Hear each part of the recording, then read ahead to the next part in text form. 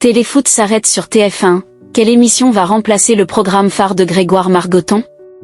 La rumeur circulait depuis plusieurs semaines dans la presse. Ce 24 mars, TF1 a officialisé la fin de l'émission Téléfoot.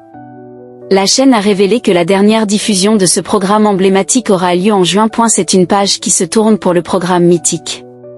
TF1 a confirmé ce mardi 24 mars 2026 la fin de l'émission Téléfoot au mois de juin prochain, comme l'a révélé l'AFP.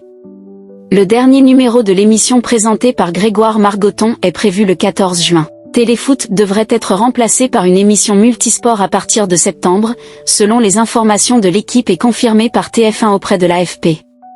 Après près de 50 ans d'existence, Téléfoot s'apprête à tirer sa révérence.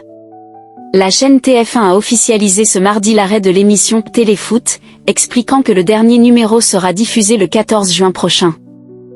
Créé par Pierre Cangioni, le magazine sportif s'était rapidement imposé comme un rendez-vous incontournable pour les passionnés de football. D'abord diffusé le samedi soir, il avait ensuite trouvé sa place le dimanche matin, devenant un rituel pour des millions de téléspectateurs. À au fil des décennies, de grandes figures du journalisme sportif se sont succédées à sa présentation, de Michel Denisot à Thierry Roland, en passant par Thierry Gilardi, Christian Jean-Pierre ou encore Jean-Michel Larquet. Depuis 2018, c'est Grégoire Margoton qui en était le visage, accompagné notamment de Bichante Lizarazu. Mais tout ne disparaîtra pas complètement.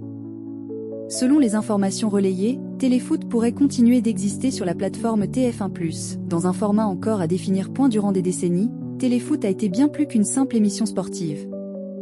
Elle a été le théâtre de séquences fortes qui ont marqué l'histoire du football français. Parmi les moments les plus mémorables, difficile d'oublier l'intervention surprise de Franck Ribéry en 2010, en pleine Coupe du Monde en Afrique du Sud.